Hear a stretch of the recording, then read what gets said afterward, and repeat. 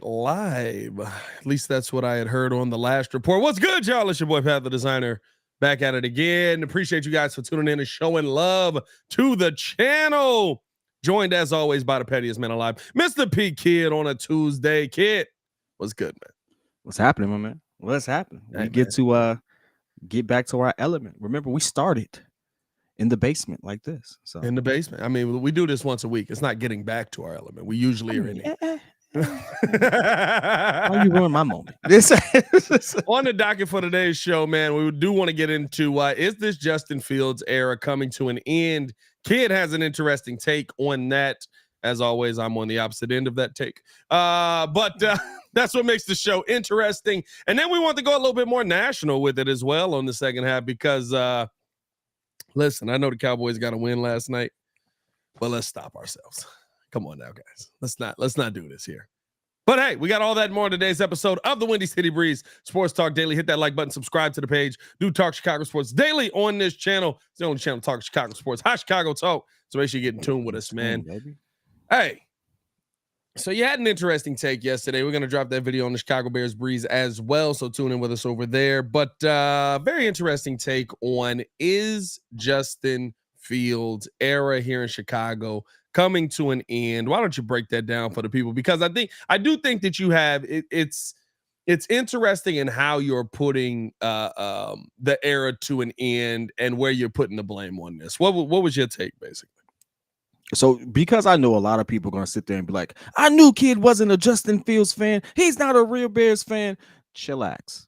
Like, relax real quick, my man. Like, realistically, I said it at the beginning of the season. I said it during the draft. The Bears just weren't ready to make that leap. We weren't. We didn't have the infrastructure there. So when I say that the era is coming to an end, I'm looking at if he's injured, let's just say this injury lasts several weeks. We don't have a bye. We don't have a bye in this break.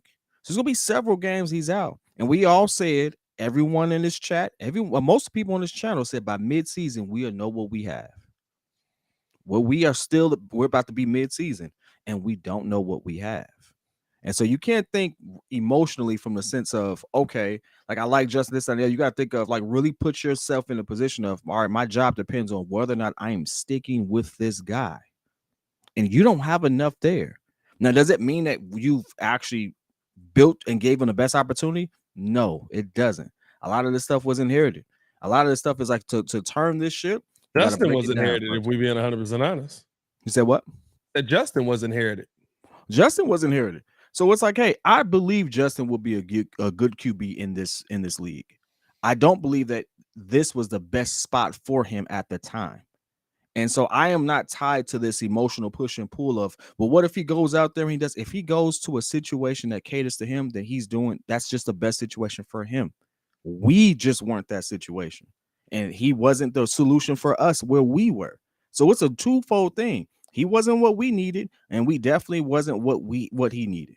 And it's okay to sit there and admit that. It's okay to sit there and say, hey, listen, we didn't put him in the best situation, and he didn't catch on the way we needed him to. Does not mean that he's a bad QB. Does not mean that he can't go to another situation and with a little more infrastructure in place and have success. It just didn't happen here at this time frame. And you move forward. If he goes out to be a Hall of Famer, guess what? If you're a fan of Justin Fields, then continue to be a fan of Justin Fields.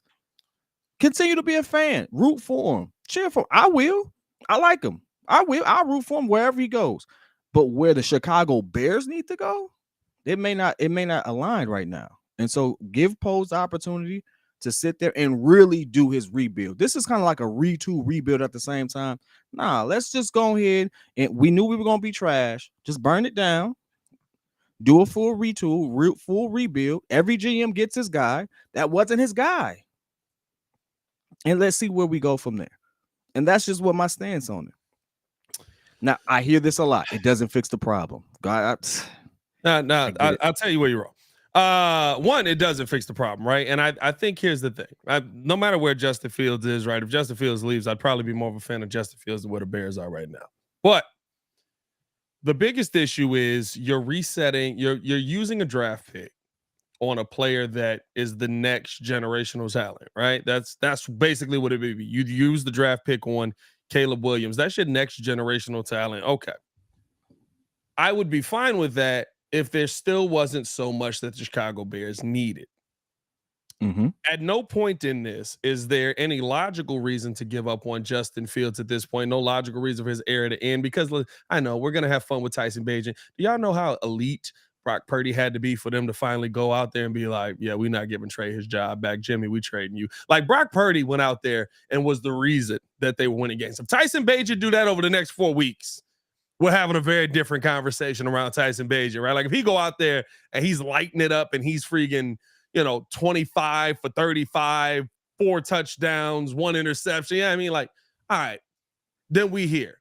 But at this point, that seems to be, from an undrafted kid, a very, very far-fetched situation. Brock Purdy was a very special situation and is in a special situation. The issue right now with where you are, if you go out there and you reset everything, you move on from Justin, you draft Caleb Williams, is that you use that pick on Caleb Williams and you now have to establish the rest of your team with the remaining picks you have. Now, you have a lot of picks, but to me, if you go out there and you take that pick and somebody's dying for Caleb Williams, which there's going to be teams that are dying for him. Listen, the entire league looks mid. Like, when the best teams in the league, there's what, 2? I mean, well, we got San Fran and Philly. I don't even think Philly looks elite. They red zone offense is deplorable. Their defense still looks really good, but like San Fran looks like a complete team. I mean, I guess Philly, yeah, I'll leave Philly in there as well. Yeah, I mean, but they had issues in the red zone the entire time. Buffalo still looks good. I mean, you can. There's a couple, right? But there's a lot of people that were, when you look at it, that will be wanting that quarterback pick. I think that you could leverage that to assess more of the holes that you have on this team. And there will be another guy. I guarantee you this. There will be another quarterback that comes in and people are crying and saying, oh my God, he's a generational talent. And I want people to look at the Brock Purdy situation and understand, if you left Jimmy G in that situation, they're probably still in the same spot. If you left Trey Lance in that situation, they're probably still in the same spot. Why are they still in the same spot? Because the rest of the team is good. 90% of the time, what am I asking Brock Purdy to do? Set hut, CMC, where you at? Hey. There you go. Yep. Oh, 40 yards. That's crazy. Hold on. I got to catch up. I'm winded. Now, can Purdy put the ball on him? You know what I mean? Like I'm just saying, bro, like when I look at how I want the team to be built and how I see Philly building this team, right? Who took the Philadelphia Eagles to a Super Bowl win? This is the same offensive line, and for the most part, a good chunk of that defense that was still there. Now, they've moved on from some pieces since then, added younger pieces in, different things like that. But Nick Foles won the Super Bowl. And I believe Jason Kelsey was right there on that team. You know what I mean? So I believe Jason Kelsey was on that team. He'd been in Philly his whole career. He's been in Philly since 2011. When did Philly win? Philly won in 17. Okay, then yeah, you're right. Right? Am I tweaking on that? If it was in the last 10 years, then you're right. I'm just drawing a blank, but no, it ain't. Listen, Nick Foles didn't win that championship before Jay Cutler was out the league. You know what I mean? Or after, while Jay Cutler was in the league, I should say. But for me, I look at how those guys built the championship teams. Even with, Pat Mahomes is a generational talent. He is, and I think that he's arguably the greatest thing that we've seen at the quarterback position. Now he's got some rings to go, right? But talent-wise, along with the winning mentality, to me, he's one of the greatest things that we're seeing at the quarterback position right now. And I think that that's going to carry over, hopefully, to more Super Bowls in the long run. But you can't forget the fact that the line was in place when he got there. Travis Kelce was in place when he got there. Tyreek Hill was in place when he got there. Those things, to me, make the biggest difference. And so I wouldn't even want to move on from Justin Fields, even if he is not what people say he is, even if he is not this generational quarterback. Mostly because, to me, when I look at Justin Fields, if he's a placeholder, he's not a bad placeholder. Yes, he is. If I put everything else in place. He's a bad placeholder because you don't know that. Like, here's the thing. I love you, bro. But you don't, there's nothing you can give me to showcase that. You can only give me two things. One, he ran for 1,200 yards. That's great. I got a running back for that. And you give me 2 games with DJ Moore. He had 6. Right? So here's the thing. You don't have a large sample size for me. You don't have enough to substantiate the claim that he's a good placeholder. It's just not enough there. If it wasn't us and it wasn't the Bears, and you looked at the situation from afar, any other team, you'd be like, that QB's trash. That's just what we do. That's just the facts. And so it's like the sample size isn't large enough. Now, if you sat there and we said half the season, if he gave me, and I'm only saying it because of relevance. I'm far past the whole Mitch thing. I want people to understand this, but it's just relevance. If he was giving me Mitch up and down, man, he gave me 4 touchdowns. Down, he gave me a lot of INTs. God, but he got me through. If he gave me Mitch up and downs, I'd be like, stick with Fields. Why? Because we just had this discussion privately. You think he has a better arm? He does have a better arm. He is more mobile. He does have a higher ceiling. He has more potential. He has way more potential than Trubisky did. But he's not even giving me that. And we all agree the O-line ain't changed that much. Maybe the league has gotten better. 3/5 of an O-line, I think. You know what I'm saying? Like, but it ain't all that. So when you actually add all of that in, there's just not a large enough sample size that he's a good placeholder. You know who would be a good placeholder? Somebody like a Nick Foles. Not going to be a long-term starter, but someone who's going to get that ball out quick because they can't rely on their athleticism. Make quick decisions. They're going to dink and dort them way down the field. That's not Justin's game. That's not how things are set up. But I think so I can't ride with that because there's not. You can't even give me the games. Give me the footage. Give me the proof. Let me take me back. Give me something. In the 2 games where he played well, what was out of how many? In the 2 games? Well, I mean, we're talking about this season. Last season, there was no expectation. You blew everything up. There was no expectation. No, you always have expectation for your QBs. Your expectation can only go as far as your organization allows it. The organization didn't allow them to win games. Yeah, the organization blew up the defense. The organization blew up the offense. How again? David Montgomery was hurt. You had Khalil Herbert. You had no offensive lineman in place last season. Who was your best wide receiver? My second wide receiver, my number 2 wide receiver now. So Darnell Mooney was your best wide receiver. He's my best wide out. Darnell Mooney hasn't gotten targets this year. I mean, he should. Your second best wide receiver now. Hold on, wait, Pat. That's not saying much. DJ Moore had to fight for targets. So listen, DJ Moore was getting 5 targets. DJ Moore's gotten 9 targets the last 3 games. The targets have been up for DJ the last 3 games, which is when we've seen things change for DJ. And we only what was that? Just week 6, right? We 6 weeks into the season. No, week into the season. That was week 6. We 6 weeks into the season. So 3 games that were god awful. Well, 4 games that were god awful realistically, and 2 games that are monstrous, and 2 games that was great. But what I'm saying is the difference is, or what I'm looking at is what we're seeing from him this year, because you gave him more weapons. You gave him, in theory, more protection. The protection has been very up and down this year because of injury concerns.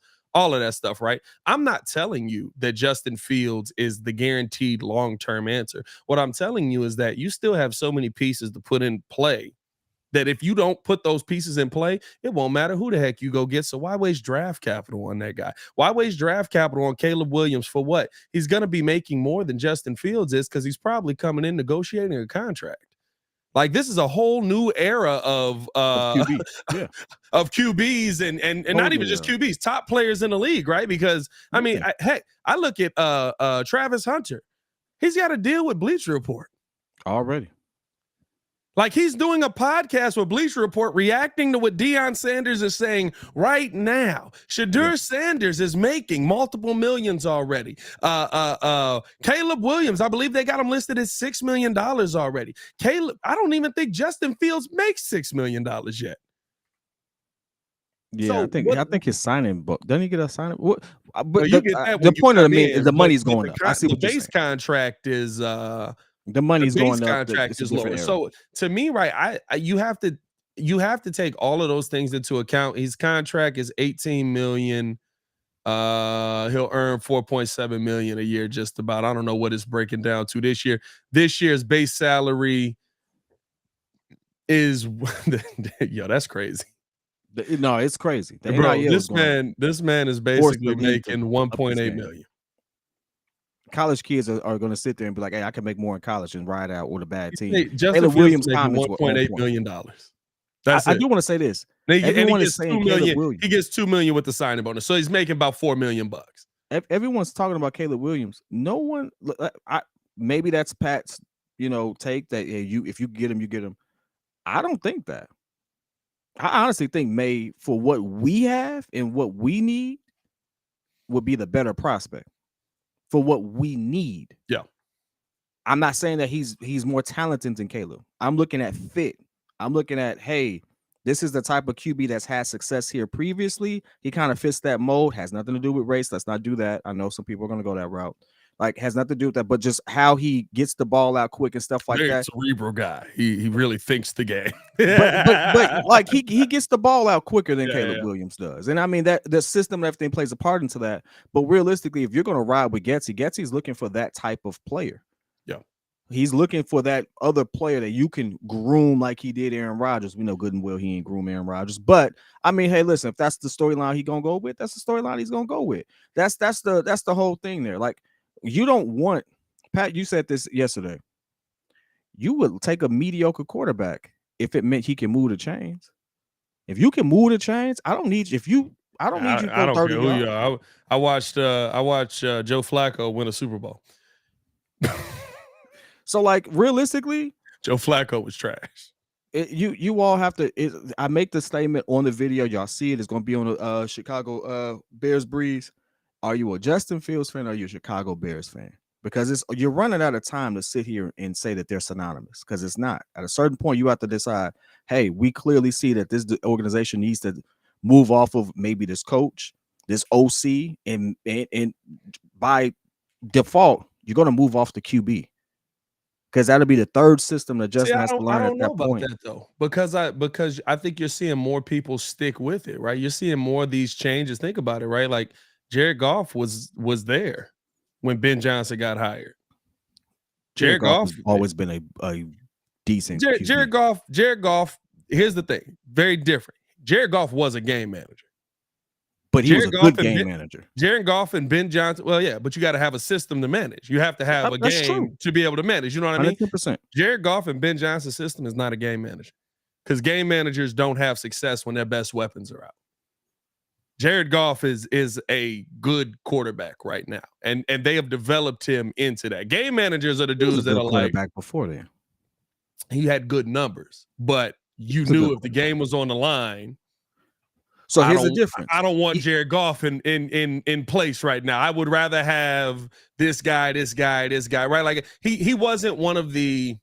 He wasn't an elite. He was good. Well, I don't even know if he wasn't great.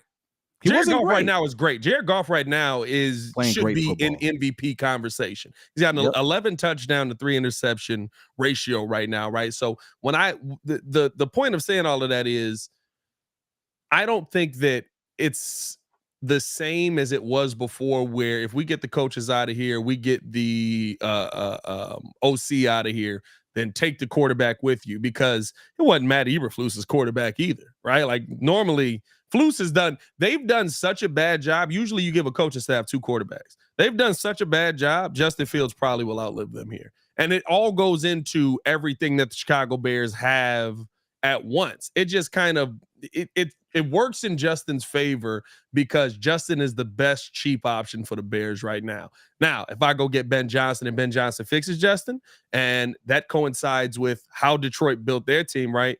We're going to draft more offensive linemen. We're going to draft more defensive linemen. We're actually going to get a 3 technique. Like that'd be like, I like what Javon and Pickens are developing into, but getting a 3 technique makes that entire defense you built look way better.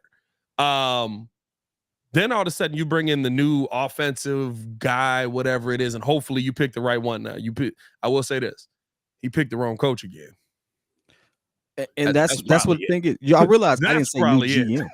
I didn't say new GM. Poles is not going. No, Poles gonna be there. Poles gonna be right. But you know what? Pose is definitely getting this as a stain on his reputation when it comes to Flus right now is flus and stuff like that. That's a Pose decision. Now, if you all want to say, well, it wasn't his pick, he's going to be tied to that no matter what. Yeah. I mean, listen, I don't know what the narrative is. Let it go. My favorite thing is when we like a guy, we try to like change what the narrative was initially. Like, bro, remember when Matt Nagy wasn't Ryan Pace's pick? Like I remember that. Yeah. I remember that came. I was like, well, they didn't really want Nagy, but the McCaskies thought he was like, no, Matt Nagy was Ryan Pace's pick. Get him out of here too. Yeah, I mean, like it's okay to say guys screwed up. So and that's the thing. Now Pose is everyone's gonna be looking at Pose like, hey, well, you got that's your man's. And that's his man. Y'all, come on. It's going at a certain point, your GM is going to feel the pressure. And at the end of the day, let's just say it's not his pick. Guess what? None of them are then, right? Even Justin. So if you're going to bring a new kid in, you're going to sit there, you're going to run, you want some continuity between all of them. You want the same learning curve, and you don't want to deal with a QB in his fourth year where you're going to have to start talking about, am I extending him and stuff like that and all that stuff. No. Like all of that becomes distraction. You start fresh. Restarting that clock now. That I know that conversation may have seemed premature last draft or last season. It ain't premature no more. We halfway through the season, baby.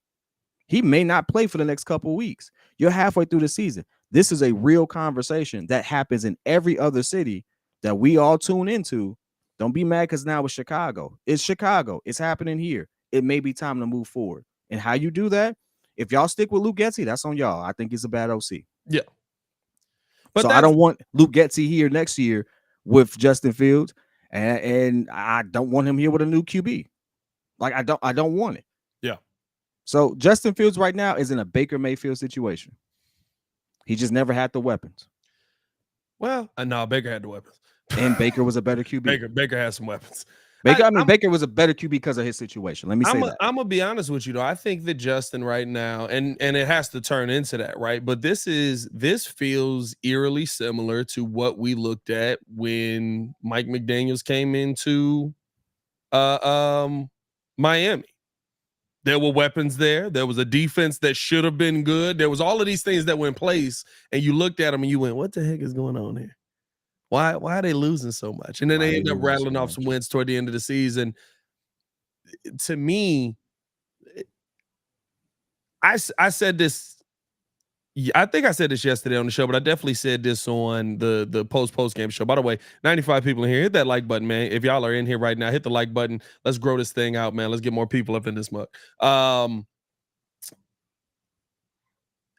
Justin Fields, or Sunday, I should say, felt like not so much an indictment on Fields, even though like the play where he gets hurt to me is an indictment on Fields. But that was the biggest stain in the world on Luke Getsy's resume, because I swear it felt like you took 10 days to try and prove my system works. And you notice anytime any coach sits there and sees something that works and then does the things that don't,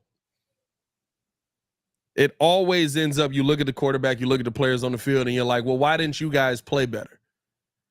To me, I'm looking at Luke Getsy and I'm going, well, listen, why didn't you have any idea that they were going to blitz?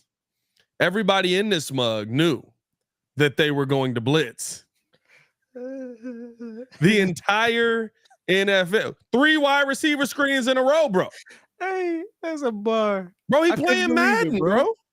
I couldn't believe it. Bro, he's playing Madden. They need to put Matt Eberflus needs to put. Y'all know how you can put limits on Madden for how many play. We had to do this for Ringo because Ringo used to call the same cheese run and play every single game in a row because you couldn't stop it. Like it was a glitch in the game. You literally couldn't tackle it. And he would call that play a million times a game. So we literally had to put like you can run plays 2 times in a row. After that, you got to switch to play because you usually don't see people call the same play. This is not the NBA. This isn't the NBA, bro. This ain't LeBron. No, run that again until they can stop this. This is not that. By the way, never say. And so, like to me, it's. I agree. The play that Justin got hurt is on him. He's holding the football too well. There's multiple plays in that game where I looked at Justin and I said, "You're holding the football way too long here, bro." But there's also multiple plays that I look at after watching the All-22 that you got guys 15 yards down the field. He has no choice but to hold the ball in some of these situations because that's the only way that play is going to develop. It's also he's losing a second because Cody Whitehair is trying to snap the football to Jesus Christ up here, and you know Justin Fields has to do a double reverse backflip Hey, that's like a the bar. Rock to go get it. That's a bar. You know what I mean? Like, and listen, even with Tyson Bagent, I said this today, like Tyson Bagent, everybody who was, by the way, my favorite thing about this is the 2 weeks that Justin played well, all the Fields haters were quiet. Justin had one bad game. We're back in, baby. No, like stand on it. That's all I'm saying. Stand on your hate, even when he plays well. But no, I watching the All-22 was just like you're trying to make things develop, and it's like you didn't know they were going to blitz. Yeah, Brian Flores blitzed on 72% of plays. Do you know basically what that means is he knew that they knew that there was nothing they could do against his blitz. You ever seen somebody that was both guys was playing Madden. Both guys, Brian Flores just went to the blitz package and just kept pressing X. Which blitz is next? It's a blitz. Which one you running? Blitz. Like I don't get, and I say all that to say the biggest indictment on Sunday, yes, there are things that I look at with Justin, and they're the same things I always look at with Justin. He holds the ball too long. I don't know if I can say he's not reading the defense because he really didn't have an opportunity to read the defense, but you had to come into that game. You went 5 wide at the beginning of the game. That I kind of disagree with on an All-22. But you know, the funny thing is, we'll never know where he should be looking first. That's so wild. Well, we gotta take that off the screen. That's hilarious, though. Shout out to you for the super chat, by the way. That's wild, but that was hilarious. That was funny. Hey, you know what? It kind of went over my head for a minute, and then it hit me, and I was like, Yeah, that was wild. That was wild. I think the funny thing about this will be one, the screen passes suck. Those screen passes was horrible. But the biggest indictment now moving forward will be if Tyson executes on some of these whack plays better than Justin has. Yeah. And it's not going to be about whether he's a better talent than Justin. It's going to be, is he a better fit than Justin? And that's the one thing I don't want to happen, because I do believe Luke Getsy, with a QB that has a more limited skill set, can win some games. Yeah. That may sound counterintuitive, may sound counterproductive, but you got to understand, Justin can do so much that he has a lot in his repertoire to kind of rely on. I don't think Tyson has that. So he's going to be sitting there like, if I don't get this ball out now, I'm not scrambling for my life. I gotta get it out. And the difference is Tyson has, I mean, especially in that game, I can't take anything away from Tyson's game in that game because he has one read. Maybe two at most. Like they taking everything away from it. It's like, hey, listen, you throw the ball here. If that ain't there, and his ball placement wasn't bad. No, his ball placement wasn't bad. And I don't want this to be I gotta hate on. This is the weird thing, because people want Tyson, they gotta hate on Justin. Because people want Justin, they gotta hate on Tyson. I don't want this to be that. I hope what I hope Tyson Bagent is? The best freaking backup quarterback in the NFL. like 100% the best backup, because if he is, guess what? That means I never have to worry about if my quarterback gets hurt, then I'm going to be concerned. You know why Baltimore fans wasn't worried about Lamar Jackson going down? Because what was his name? Tyler Huntley, whatever his name was a very similar quarterback to what Lamar could do. Couldn't throw the football as well, but could get out there, run the ball, all of that, get out on the edge, all of that. That's what I really hope we find out in the next 4 games. But to me, right, like, and looking at some of these comments, right, Chase Daniels was breaking it down. The blocking was terrible. And they asked Flus on Wallen Sylvie, because he's on there with them every week, every afternoon from 2 to 6. He's not on there. They hold 2 to 6, but Wallen Sylvie on 2 to 6. And Flus was on there Monday after the game. And they said, who sets your protection on the play? The center. When was the protection at its best? When Cody Whitehair got the up out of there. Because it wasn't blocking. It was, he talked about, we train our bigs to be big on big. We train, Daniil Hunter never should have been not getting blocked by Darnell Wright. Darnell Wright sidesteps to take on the I want to say it was a safety in that situation. And Daniil Hunter's got Deontay Foreman right in front of him trying to block him. That's not going to go well. When we talk about somebody else said, it was a couple of comments in there, said Justin was not reading defense. Bagent changed 2 plays and got 2 first downs. Guess what? Justin changed a bunch of plays on that drive that he ended up getting the helmet on, because Getsy kept calling pass plays and he kept going kill, run. Like it's so Justin saw the blitz coming after the first play, and that's also crazy. Like, you got to know, if you slide protection to the right, there's a free rusher coming, and there's still those aspects. And I'm not, my point is, I'm not telling you Justin Fields is a perfect quarterback. What I'm telling you is there are so many Cody White hairs on this team that you can't take a chance on going out there and wasting a pick on another quarterback until you fix the amount of Cody White hairs that you have on this team. But I also have to sit there and say, we are sitting there, and for those who are tuning in, if you, no matter what, I want you all to understand, I am a realist. It just is what it is. I'm not emotionally tied to either side of this statement. I want the Bears to be good. Right? Because it doesn't matter who's our QB. If the Chicago Bears are good, we're all happy, right? So what is the best move for us collectively as a unit?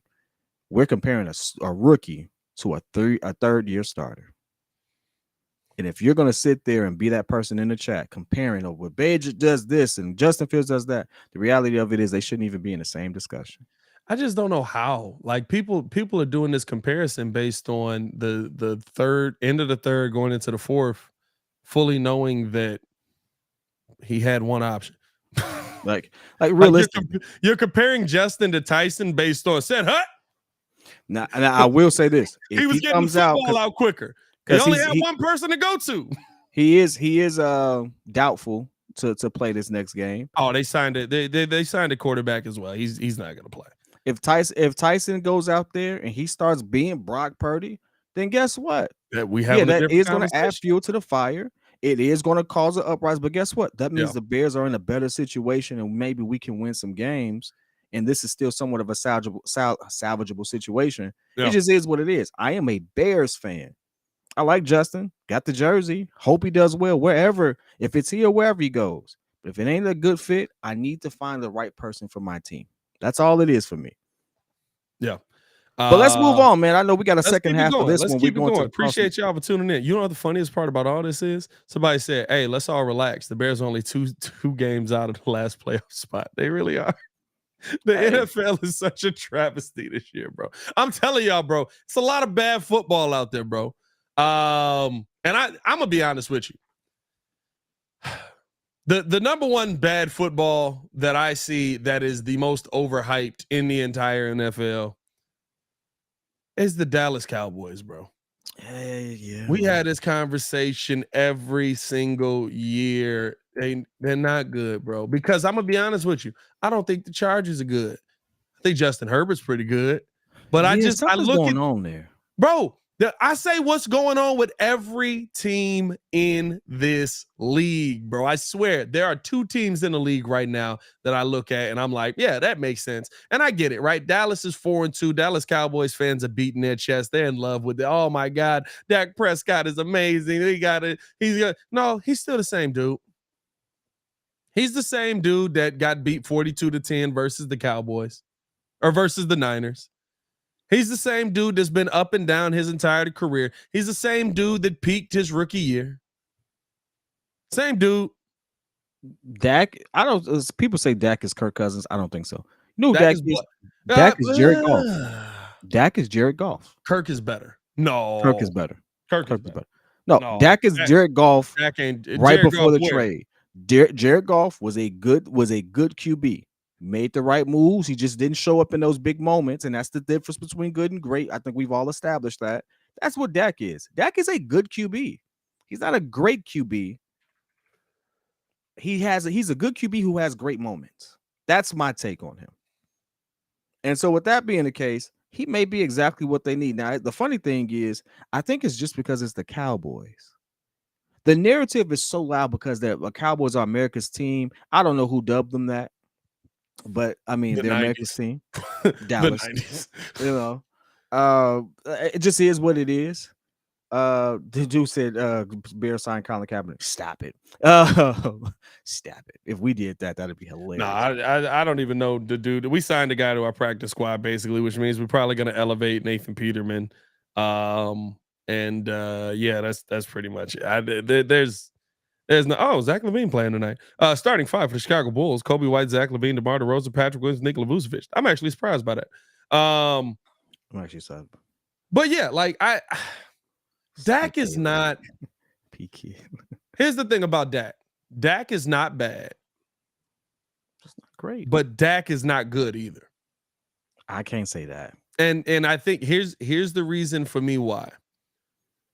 When we look at Dak Prescott gets the same murder that Justin Fields gets for being a quarterback on the Chicago Bears. The opposite of that is Dak Prescott, because think about every quarterback that has ever started in Dallas, even the ones that ended up being bad. Who was the backup dude that was in there for like 2-3 weeks and Dak couldn't, when Dak got hurt? You know what I mean? Cooper Rush was a godsend. He was oh my God, here we go. This guy should be the starter. We don't even want Dak in there. Dak got back in. Never mind, Dak's back, baby. We love this guy. Bro, like it's the same thing for every single quarterback there. They love this guy. You got to give me something though, Pat. What is a good QB to you? We got to define good. Like, I think we know what great looks like. Great is this person shows up consistently and in the playoffs. Yep. What's good to you? Because you said he's not a good QB, and the threshold between good and mid is good QB competes in the big moments and doesn't always win them. That's a good QB. You're competitive in the big moments. You don't always win them, but you're competitive. You know what I mean? When's the last time Dak Prescott was competitive in the big moment? I mean, he has several game-winning drives throughout his career. I mean, he has quite a few, actually. Y'all love this game-winning drives. That game-winning drive mean you down. And a lot of those game-winning drives are because of Dak Prescott interceptions as well. You could be down because your defense doesn't stop you. So, like, if we're just going by, I mean, I don't measure. I score, they score. I score, they score. I score, they score, they get the ball back, they get a field goal. Now I'm down. I got to drive to win. Like, that doesn't mean I threw a pick. But he did, though. He threw 15 of them last year. And 6 of them legitimately were in his receiver's hands and tipped off. I told you, I've said it many times. First of all, I'm not a Dak Prescott fan. Like, I don't care.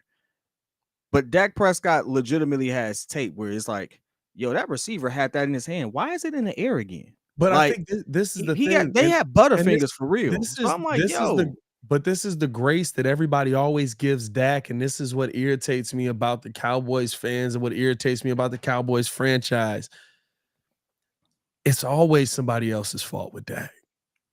It was Amari Cooper's fault. What do? We get rid of Amari Cooper. It's always it was Ezekiel Elliott's fault. He wasn't running hard enough. Now, now we ain't got good since he got paid. Hey, bro, like yes, I know that's a whole different thing. I mean, it's different when it's true though, dog. Hey, and you already know when he signed with the Patriots, it was like, oh, you ain't never gonna see this football again, bro. You gonna get 4 carries a game, bro. But it's always somebody else's fault. And they never, like in every other scenario with every other team, we look at the quarterback and we put too much on them. We say everything is the quarterback's fault. Be like, heck, half of Justin Fields' interceptions last year, we've been sitting there like, well, it got tipped off his hand. Now, there's a lot of bad ones too. But it's like, it got tipped off of somebody, very much like the Dak conversation. It got tipped off his hands and went into somebody else's hands. You can't put it there, though. You got to know he can't catch that ball. How am I supposed to know he can't catch that ball? You know what I mean? Hey, shots out just named two players who I actually have an affinity for. Matt Ryan was not a good QB. He was a great QB who just for some odd reason just cursed. Matt Ryan was Matt Ryan MVP, was dotting them up. Matt Ryan was a he wasn't no elite MVP. quarterback who was just cursed. Matt Ryan wasn't the MVP. Matt Ryan does have MVP. Matt Ryan don't have no MVP, do he? Yes, he does. Matt Ryan has an MVP. The year they went to the Super Bowl, he won it? Hold on. Yeah, he was 2016 MVP. The year they went to the Super Bowl. Huh. That man had a 117. And Matt Ryan got the stats behind it. That's a great quarterback. That's a great quarterback. I'm no sorry. cap. Matthew Stafford? Yeah, that's a great quarterback. Is a great quarterback. Yes. His career he's fading into mid. Right? Yeah. But he's a great quarterback. Like he at one point was a great quarterback, yes. You know what I'm saying? So I mean, like, I think here's the thing though. Even in Detroit, with as bad as they were, Matt Stafford showed up. Rex is wild for that. What happened? He just said I need to find one black QB I like. CJ Stroud. How about that? Patrick Mahomes. But here's the thing. I mean, if he hates on half the QBs in the league, they're mostly black now. Most of them. There's not a lot of white guys left. But no, I really look at Dak and I say, like, I mean, in the playoffs, outside of that 1 year when he was young, right? What was that, second year in the league? He ends up having a big game and all of that. Outside of that, Dak has struggled in the playoffs. In the playoffs, I give you.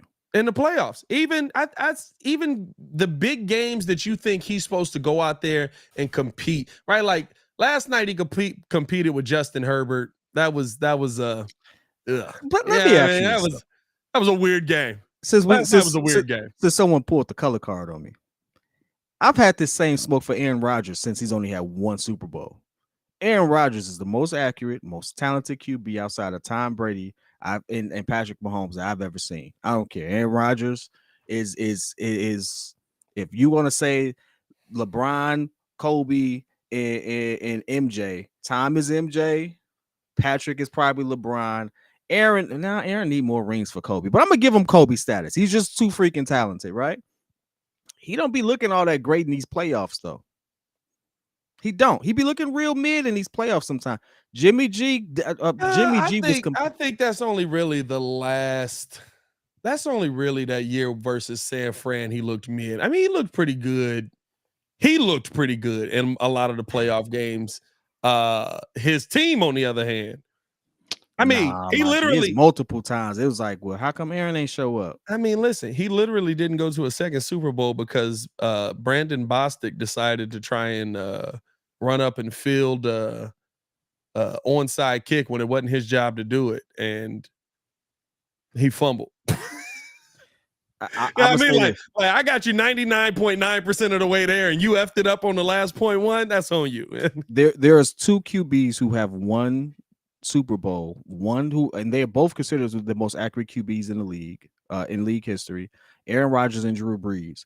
Drew Brees, to me, showed up majority of the time in the playoffs, and his defense failed him majority of the time in the playoffs. I stand on that. Versus the Bears.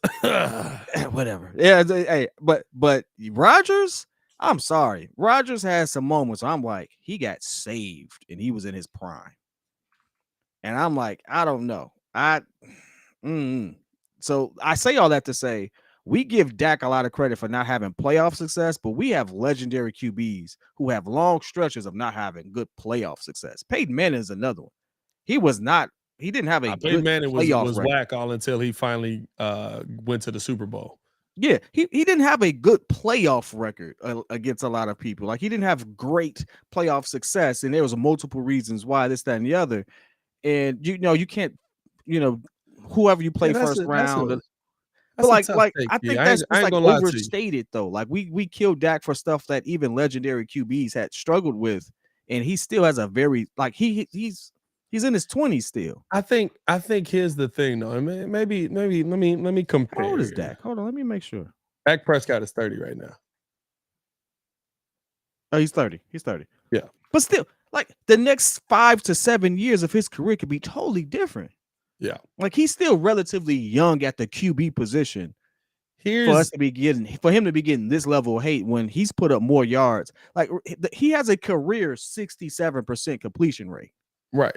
But I think That's here's the problem, freaking right? good.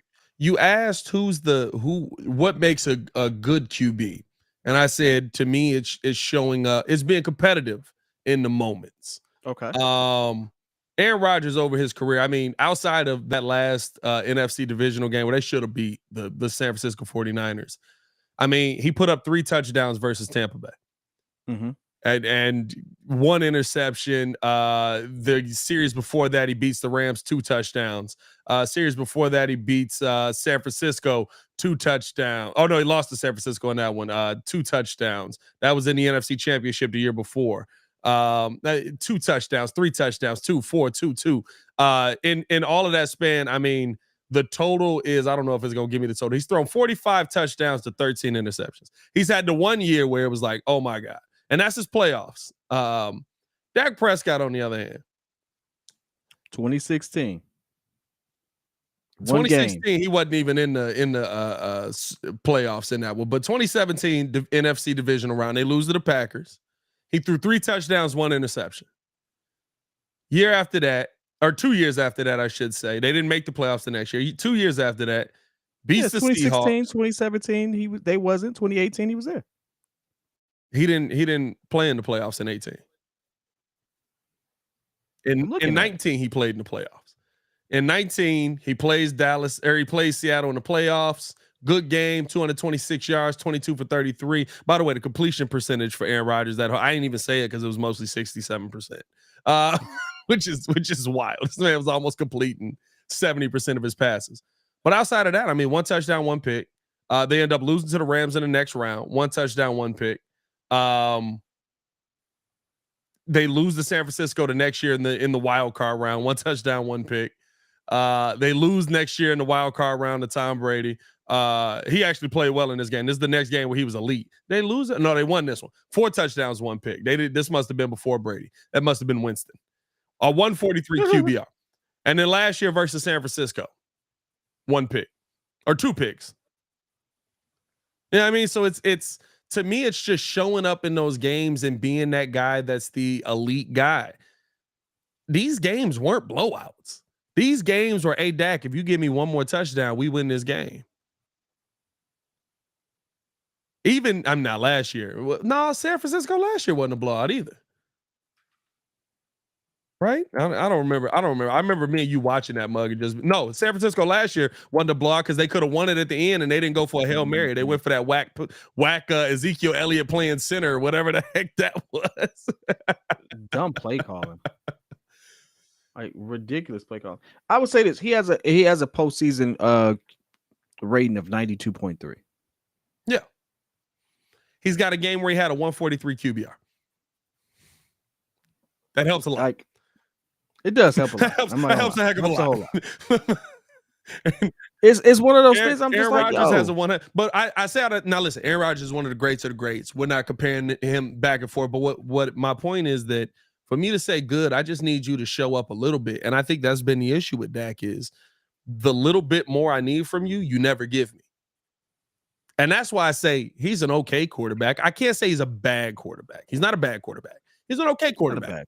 He can put up the yards. He can put up the touchdowns. The interception ratio you probably need to see go down. But to me, and it's not just Dak. I think here's the thing. With the Cowboys, if you stop 2 of them this year, if you stop 2 players on the Cowboys this year, you beat them. If you stop Dak Prescott, which we talked about ad nauseum, isn't as hard as many think it is to do, they're beat. If you stop Micah Parsons, a lot harder to do, they're beat. Yeah. Defense shuts You're down. Talking about 2 players. And so when people sit here and talk about, the Dallas Cowboys are better than what they should be, they're better than what they've shown and all of this, I don't believe it because I've seen Dak Prescott get shut down repeatedly year after year. I've only seen Micah Parsons 1 year in that playoff game. I don't believe he registered a sack in that playoff game versus San Francisco. That granted, that's going up against the best defensive or offensive line in football, probably second best offensive line in football. But that's probably who you're going to have to play if you're not winning enough games. Yeah. It's one of those things where I just find it funny that a lot of people who have mid QBs, and I have to say it, we are a team that is still evaluating our QB position. We look at someone like Dak and he's like, oh, he sucks. And it's like, dog, he could put on like half the league's jerseys and be the best QB they've ever seen. And if he just shows up the way he shows up for Dallas. And so really just ours. I mean, hey, listen, if he was to roll into the Commanders, he'd probably be one of the Kirk. Hey, you saw me think about that too. And like, RG3 was a better quarterback than Dak is. RG3 was just dumb. Kept throwing that head in there. No, RG3 was not a better quarterback. RG3 was a better quarterback than Dak is. Me and you, hey, listen, me and you just genuinely hey, this is why this show works. Me and you just genuinely see the field differently, dog. I'm sorry. Nah, RG3 was cold. He was not better than Dak. Dak has more all-purpose yards in one season than RG3's best season. Passing only. Dak nearly has a 5,000 yard season. RG3 has 3,300 yards and another 1,800 rushing. That was his best season. Yeah, that was 3,200, 800 rushing. See, I said that off the top of my head. Hold on, I know my stuff. Hold on. 3,200 passing yards, 16 touchdowns, 12 picks that year. That was bad. But rookie year, 3,200,